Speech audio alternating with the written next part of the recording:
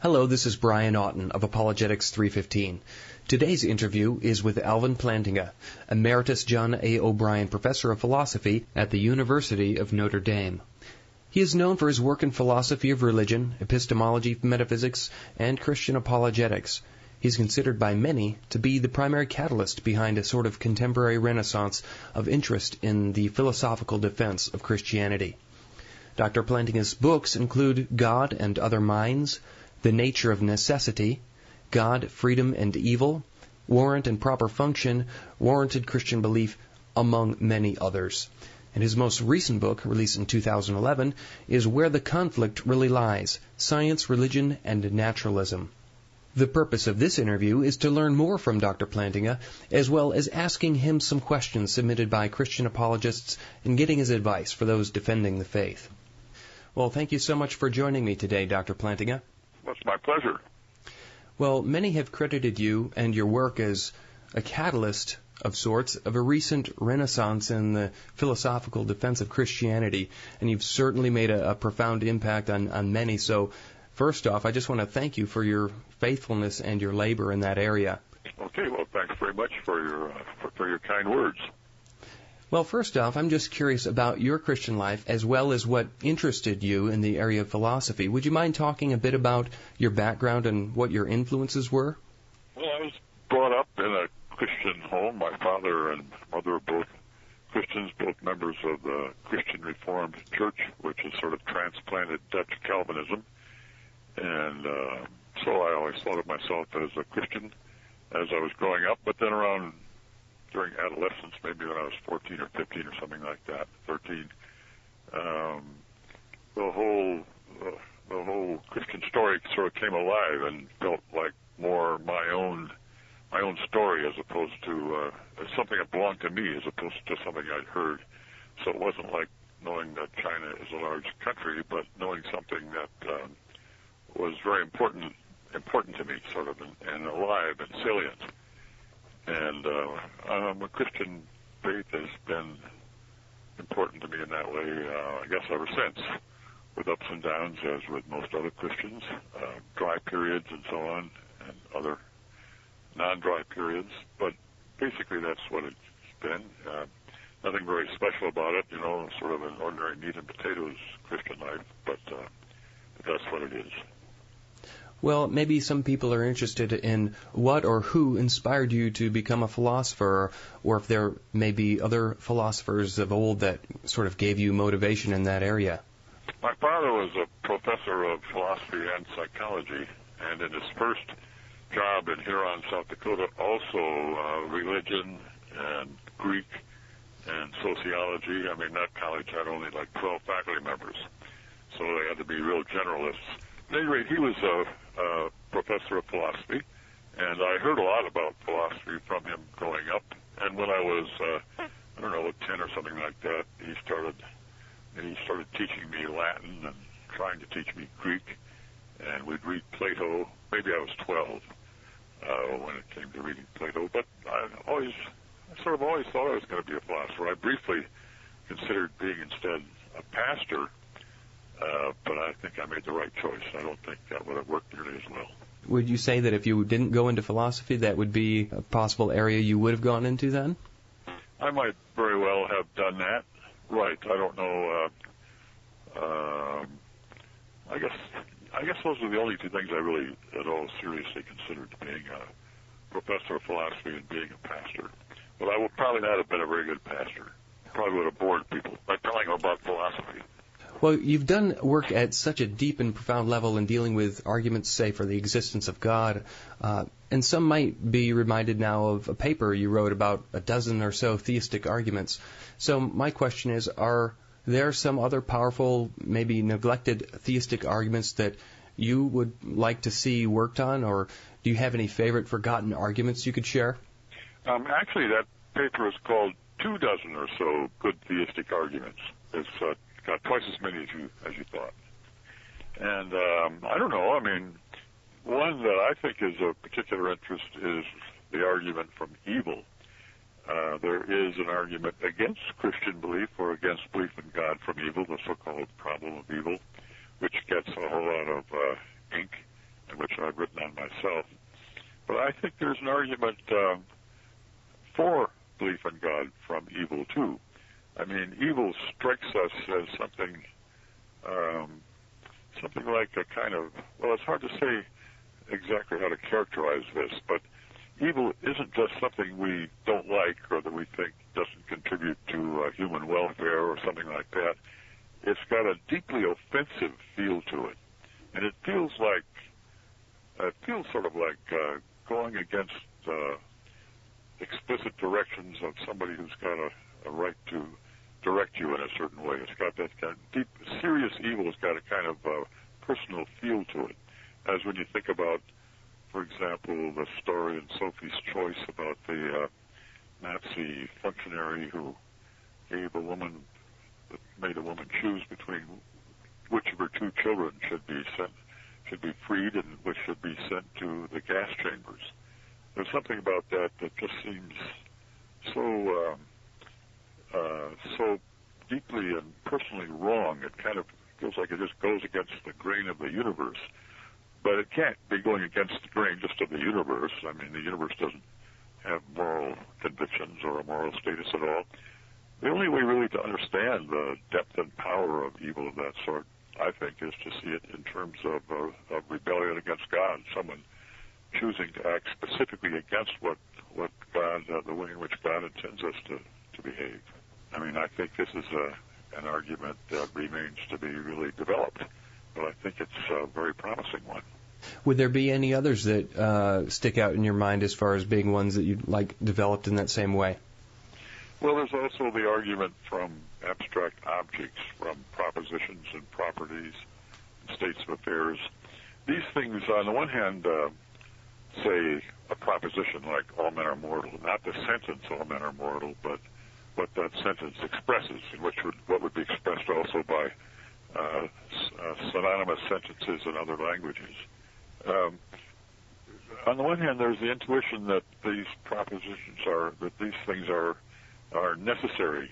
Necessary beings. They couldn't fail to exist.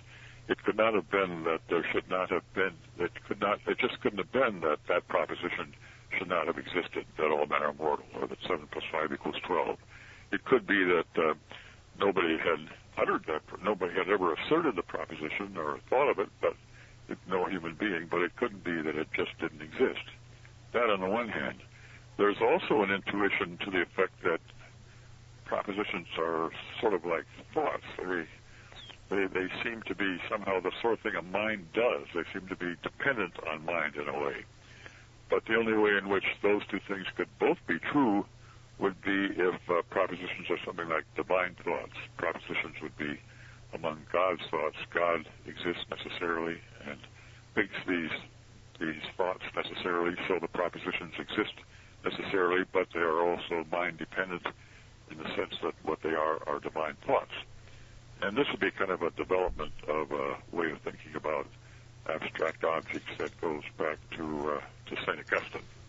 I want to ask you about the ontological argument real quick. Now, I've heard some apologists say that the ontological argument isn't one to use on the layman, but would you agree? And if not, how would you present an ontological argument in an easy-to-understand manner? I would agree the ontological argument is not a good argument to present to a layman. In fact, I don't think it's a very good argument. It's an interesting argument, and it's interesting to think about it and see its connection with other things. But I don't think it's a good argument in the sense of something that's likely to convince anybody. So I wouldn't try to convince somebody to be a believer in God by the ontological argument. Well, if you wouldn't use it, say, on a layman, how would you try to describe it to a layman so that he could understand it in a simple way? I don't think there is any. I mean, the ontological argument, at least in my version of it, depends on a certain kind of feature of the metaphysics of modality, which I don't think somebody who hadn't studied some philosophy would be much interested in.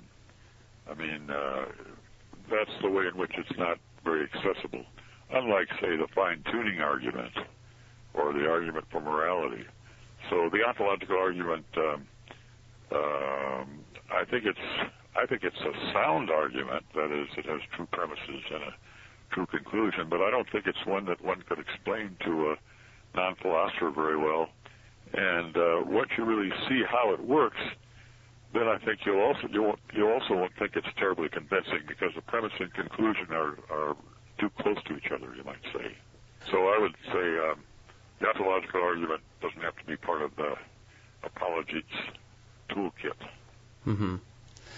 Well, if you are out at the park, say, and you're speaking to a friend about life, and the conversation rolls around to spiritual things, I wonder how you would, personally tend to go about sharing your faith. What kind of arguments would you tend to go to, say, in an everyday conversation? Well, I'm not terribly inclined to think that people believe in God on the basis of arguments. I think arguments are useful to respond to objections to Christian belief or to belief in God, but I don't think very many people believe in God on the basis of arguments. I think C.S. Lewis said maybe that he did, and possibly Anthony Flew did at the end of his life, but I don't think that's the way it ordinarily goes at all. It's more like somebody hears the gospel being preached and just finds it appealing. Just thinks, maybe that's the way it really is, And the more they think about it, the more it seems that is the way it really is. So, if I were talking about my faith with someone who wasn't a Christian, I wouldn't try to argue them into belief in God or belief that Jesus is the second person of the Trinity or anything like that at all. I would just tell them how it looks to me. I'd say, well, here's how it seems to me. It's extremely important to me, and here's how I think about it, and then let them draw their own conclusions. If someone were to ask you, how can they be sure that God exists, that they have doubts, what would be your manner in kind of approaching that sort of a question? I guess I don't actually believe in God myself on the basis of arguments. It just seems right to me. But that doesn't mean that arguments aren't of any use in that kind of connection. I think they certainly are. I mean, arguments can sort of shore up one's or confirm one's belief in God. So like a fine-tuning argument can, for example, or the moral argument or other arguments of that sort. But I don't think that there is any particular argument that convinces me that God exists, just as there isn't any particular argument that convinces me that there's been a past or that there are other persons. The first book I wrote was, the title is God and Other Minds, in which I claimed and tried to show that the existence of other minds and the existence of God are in the same epistemological boat, as I put it. I said there aren't any really powerful arguments in either case, although there are maybe better arguments for the existence of God than for the existence of other minds. But nonetheless, clearly the belief in the existence of other minds is perfectly sensible, sane, rational, reasonable, excellent, and whatever. So maybe it's the same way with the existence of God, that one doesn't need arguments for it in order to be entirely within one's epistemic rights, in order to be rational, and the like of that. What would you say about the statement that the existence of God is a self-evident truth? Well, I'd say that a self-evident truth, that's the kind of truth like 2 + 1 = 3, or if all men are mortal and Socrates is a man, then Socrates is mortal. That is truth that you can just see to be necessary, like it couldn't possibly be false under any conditions. I don't think belief in God is like that. I don't think it's self-evident in that sort of way, the way in which simple mathematical and logical truths are self-evident. But I would prefer to say that it's more like it's a basic belief, that is, one that doesn't, or a properly basic belief, one that doesn't require to be believed on the basis of arguments or on the basis of evidence from other things you believe. Just like, say, belief in other minds or belief that there's been a past. Is there any sort of evidence then that could possibly convince you otherwise, that God does not exist? Well, I don't know. I can't think of any right offhand, just as I can't think right offhand of anything that would convince me that there has not been a past. Contemporary physics does kind of crazy things with time, and maybe, who knows, maybe contemporary physics will come up with the idea that there hasn't been a past, but I still wouldn't believe that there hadn't been a past. I would think that physicists have just got that wrong. So I can't think of any evidence that would convince me that God doesn't exist. Well, I was fortunate enough to be able to glean some questions from some fellow apologists, so I'm going to also be relying on some of their contributions.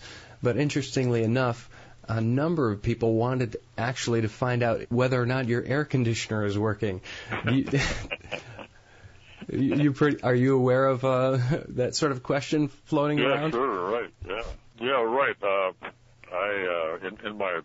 In my book, Warranted Christian Belief, I talked about the Aquinas-Calvin model, the AC model, like air conditioning, the AC model. And I also talked about proper function. My epistemology involves the notion of proper function.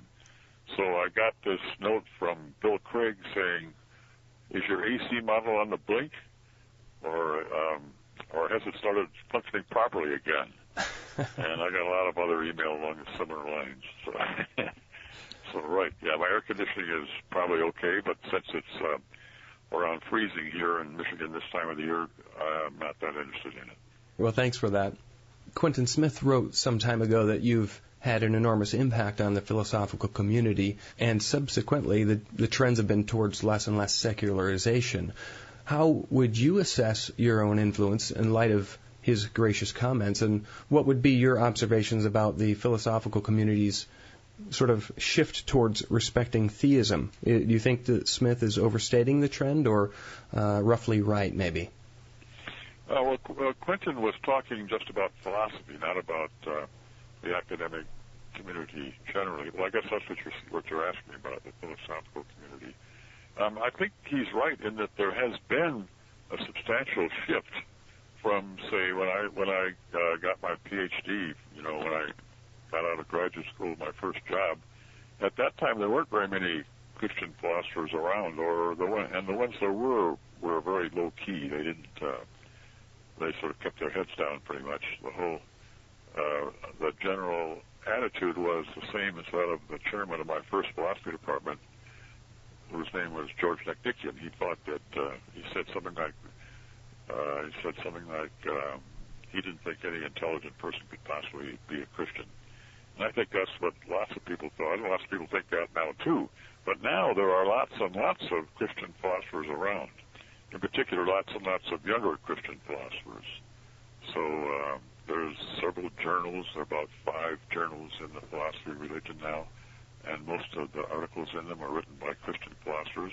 At that time, there weren't any journals, as far as I can remember, in philosophy of religion. So there's been a substantial change along those lines.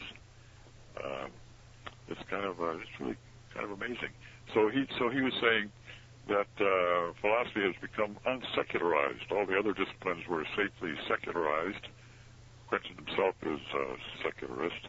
All the other disciplines were, and philosophy was too. But then it got unsecularized. So now there are all these philosophy journals, and not just the ones in philosophy of religion, where there are articles about God and about people being created in God's image and so on. The whole thing has come, from this point of view, come unstuck.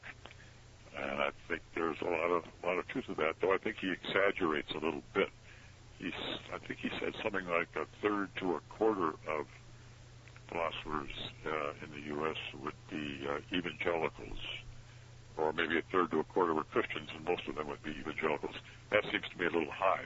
I saw some other poll that said something like 17% of philosophers were Christians, and maybe 22% of philosophy graduate students were Christians.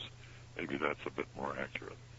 Well, you mentioned a lot of those Christian philosophers being younger philosophers, and here's a question from one of them asking if you had to prescribe 5 or fewer philosophers that up-and-coming philosophers ought to read, who would they be? As for Christian philosophers, I would describe ones he probably knows, like Nicholas Wolterstorff and Richard Swinburne and William Halston and Peter Van Inwagen and Eleanor Stump and others. I mean, the list could go on.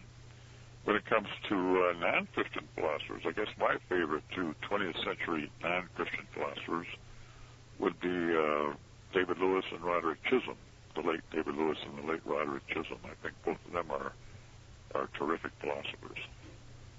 I have a question about how Christians can be better thinkers. We were talking there about up-and-coming Christian philosophers and things, but I'm interested in Christians being better thinkers, just full stop.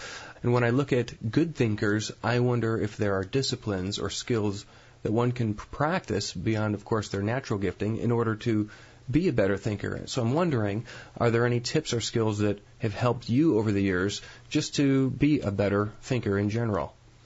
One thing that I think people have to learn when they first get into philosophy, students and so on, that philosophy, you have to take it slowly. You have to subject what you say and what you think to careful scrutiny and try to imagine objections to it.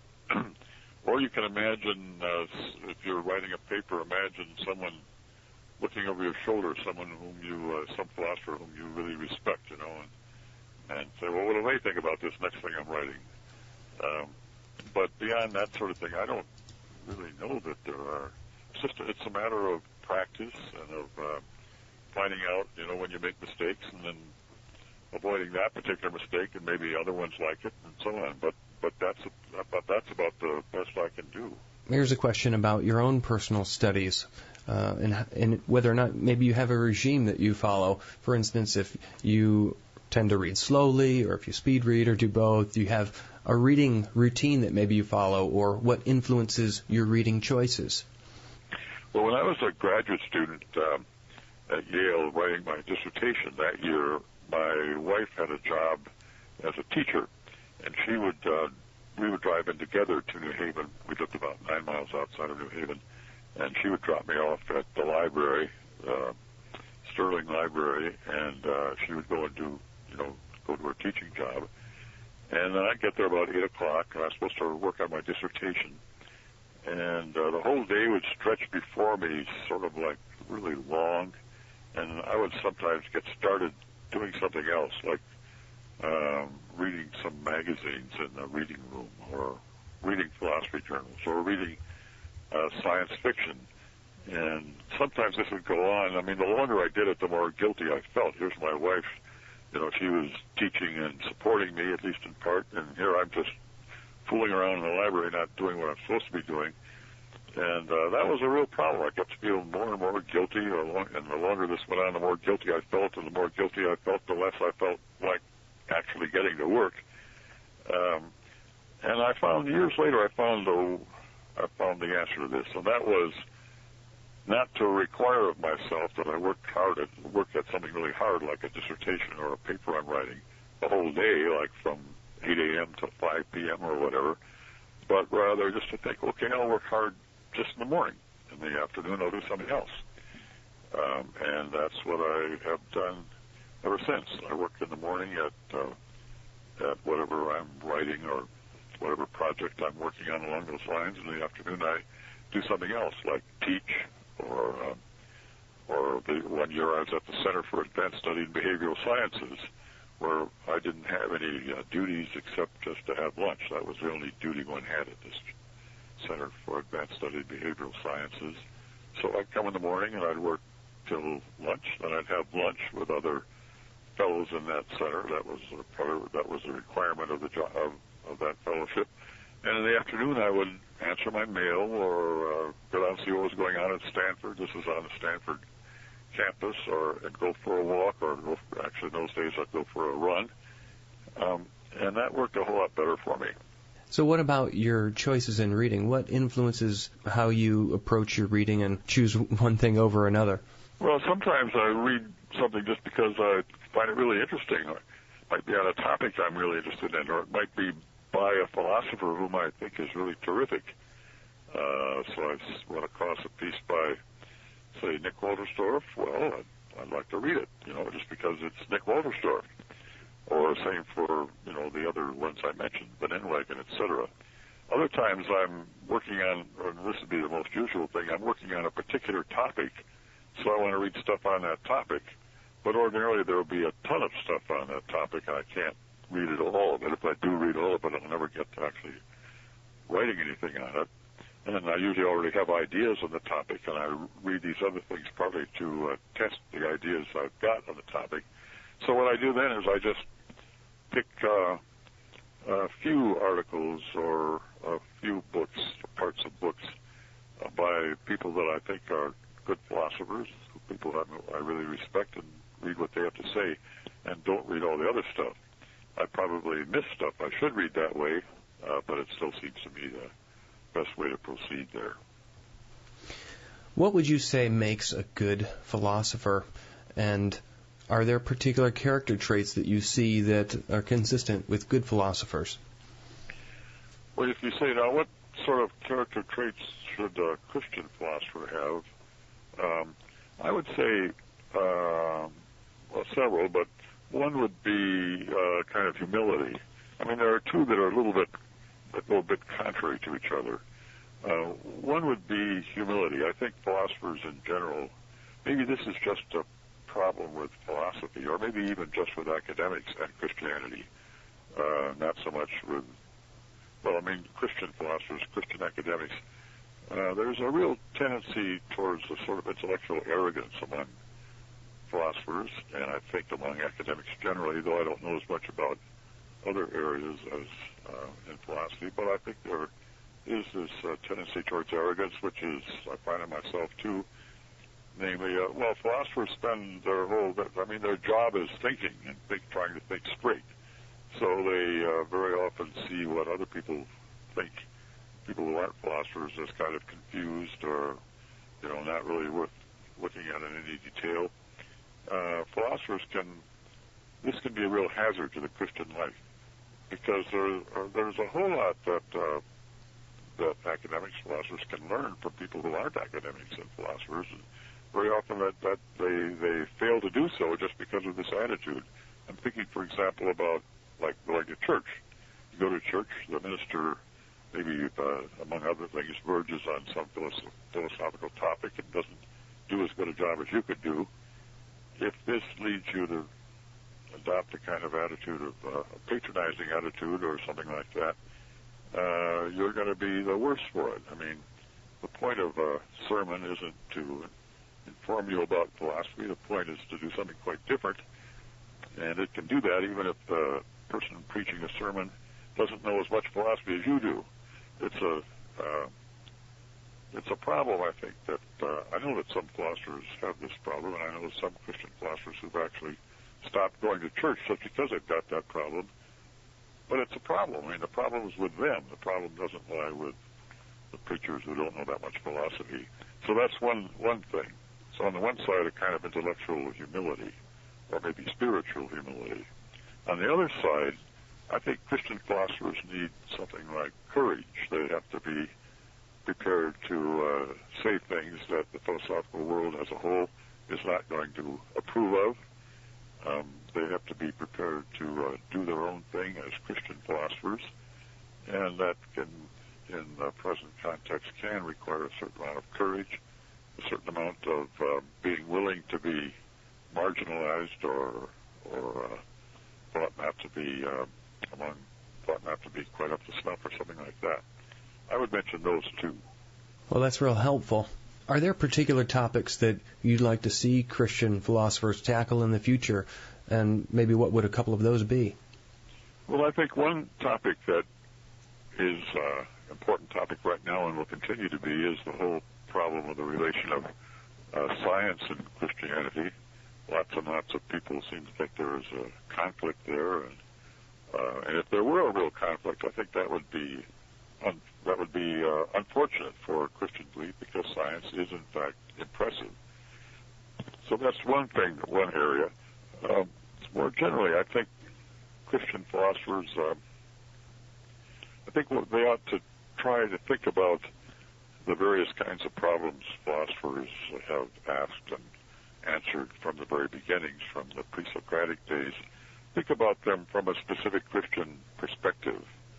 So it's not that a Christian philosopher is trying to figure out the answer to these deep questions like, is there such a person as God, or what's most important about human beings, or whatever. That's already given in Christian belief. If you're a Christian, you already know the answer to those. But what Christian philosophers ought to do, it seems to me, is look at all these other sorts of questions like what is the nature of knowledge, or how should we think about abstract objects, or how does moral obligation work, or 1,000 others like that, the ones that philosophers ask and answer, as I was saying, from a Christian perspective, to see if there is a special way that, as a Christian, you should think about those things, or to see how Christian belief is, in fact, relevant to them. So those are the topics I would be thinking of there. Mm-hmm.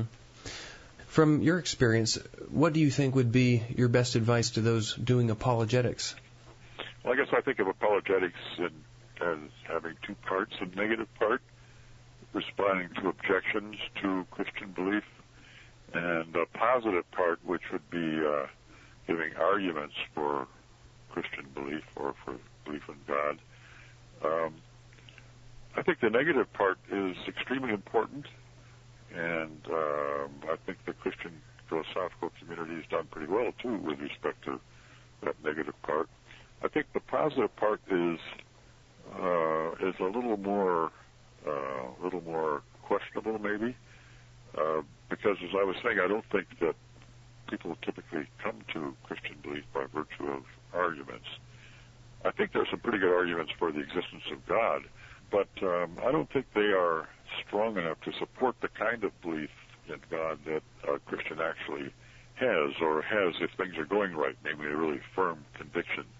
Maybe as far as the arguments go, I guess I'd be inclined to say they provide some support, but they don't go far enough to support firm conviction in the existence of God. And then with respect to specifically Christian belief, incarnation and atonement and Trinity, that second person of the Trinity became incarnate and died, suffered and died so that we human beings could once more be in an appropriate relationship with God. I don't think there are good arguments for that. It's a tremendous story. It's an extremely appealing, wonderful story. People speak of it as the greatest story that has ever been told. I would think of it more like the greatest story that could ever be told. So if you ask, what would make a world a really great world, that incarnation and atonement, that whole story should be true in it, would be kind of I think an overwhelmingly powerful factor in what would make a world a really good world. But I wouldn't know how to really argue for that.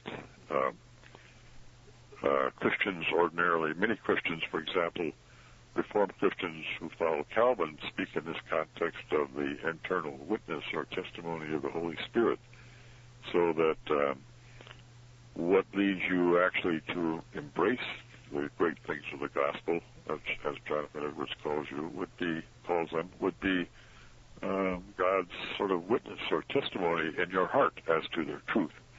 And Thomas Aquinas speaks similarly about internal instigation of the Holy Spirit.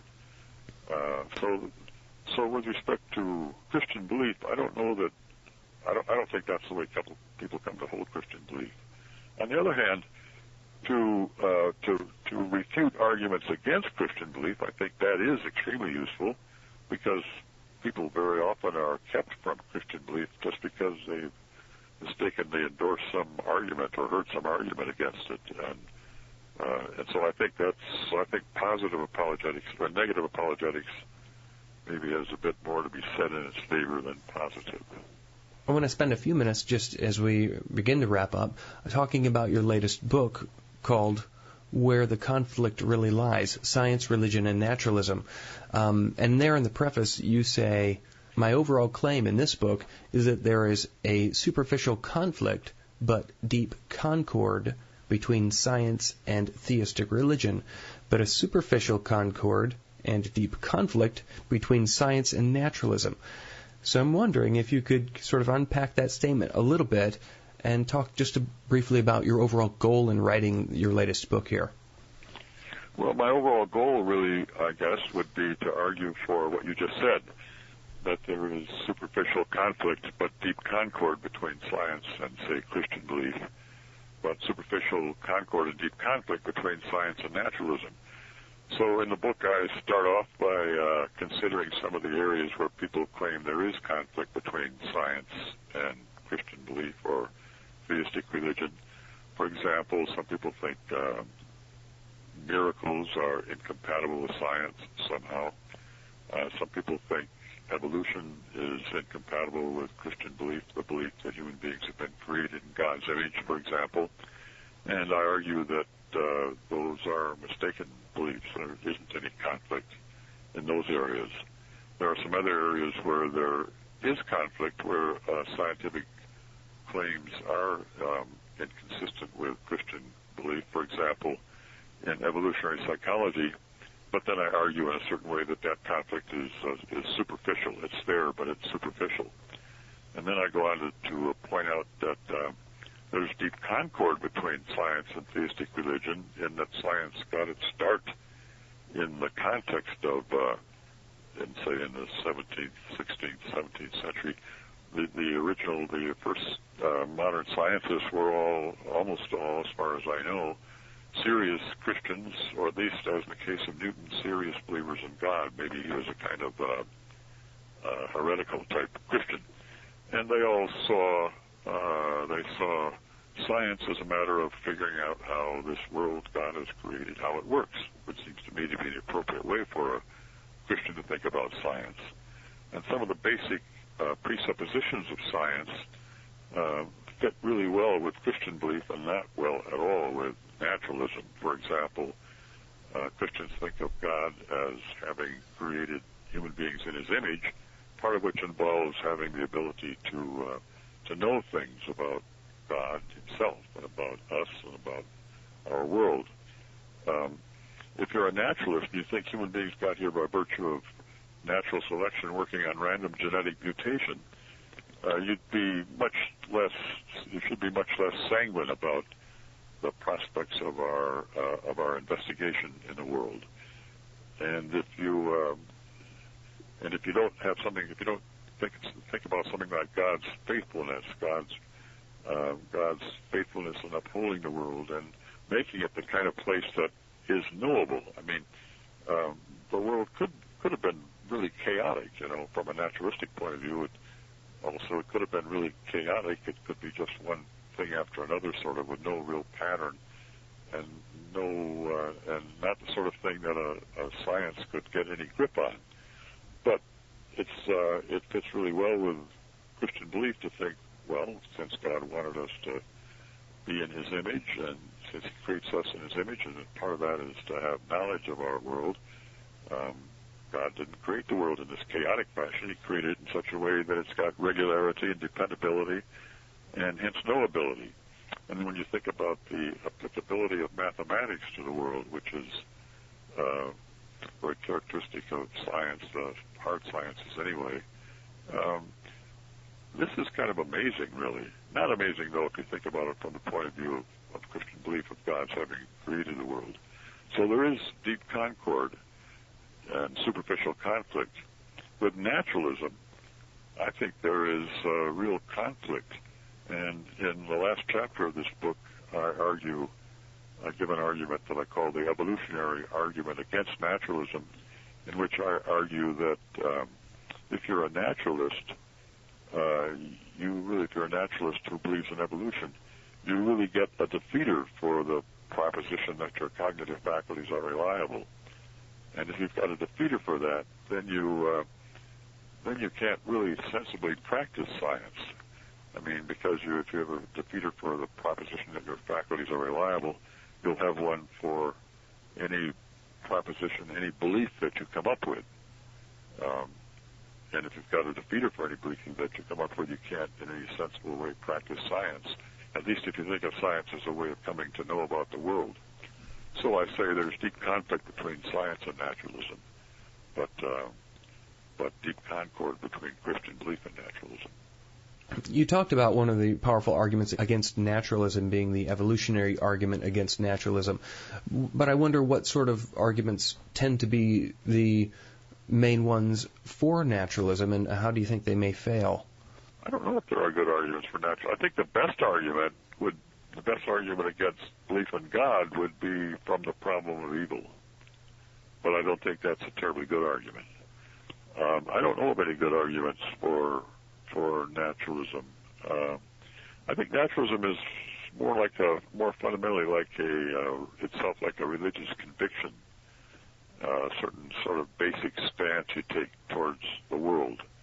And just as I don't think there are any conclusive arguments for belief in God, and certainly for Christian belief, so I also don't think there are any arguments for naturalism. I don't know exactly how it happens that people become naturalists. I mean, I'm not too clear about that. I think naturalism isn't actually very popular among people over the world. The vast majority, maybe 9/10 or maybe more of people in the world are believers in God or something like God. As for how the other 10%, if it's that large a percent, come to be naturalists, I guess I don't really know. But I don't think it's by virtue of any powerful arguments, because I don't think there are any. Well, Dr. Plantinga, what do you hope your most lasting contribution is to the Christian community? You've written a number of books and you've contributed a whole lot to philosophy, but what would you like to see come of your efforts in the long run? Well, I don't really think a lot about that. I don't think people are very good at predicting the future or knowing what the actual results of our own efforts are. So I don't have any much by way of views on that. I just hope that, and I think this is to some degree actually happening, I just hope that there will be increasing numbers of young Christian philosophers who defend the Christian faith by means of philosophy, and then also engage in the sort of positive philosophy I was talking about, which we could follow Augustine and call a matter of faith-seeking understanding. Understanding the Christian faith in terms of philosophy by looking at the answer to these philosophical questions from the perspective of the Christian faith.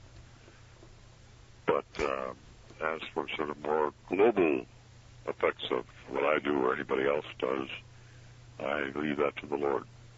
Do you have any hints on what your next writing projects may be? Well, I hope to do some of the things that I was working along some of the lines I was just talking about.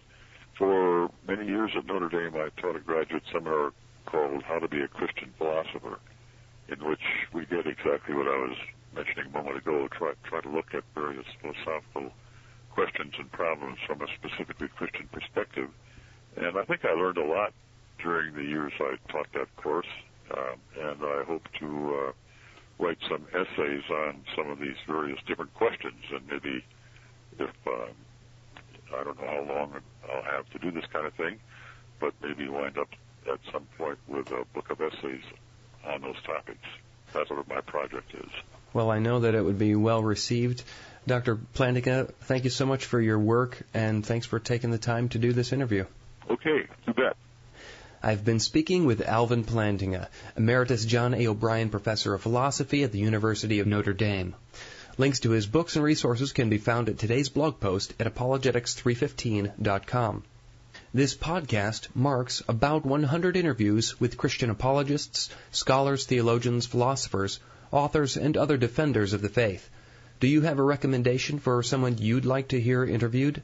Perhaps suggestions on how to make the podcast better?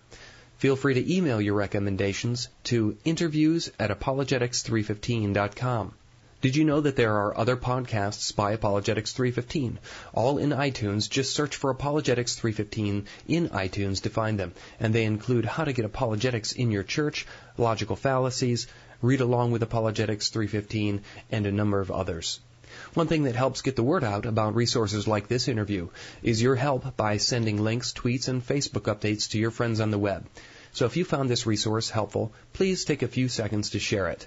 I also encourage you to be a friend on Facebook or Twitter for more daily links to the best resources and articles in Christian apologetics. Please pray for this ministry as it continues to grow, and if this podcast has been a blessing to you, please consider leaving a positive review in iTunes. This is Brian Otten of Apologetics 315, and thanks for listening.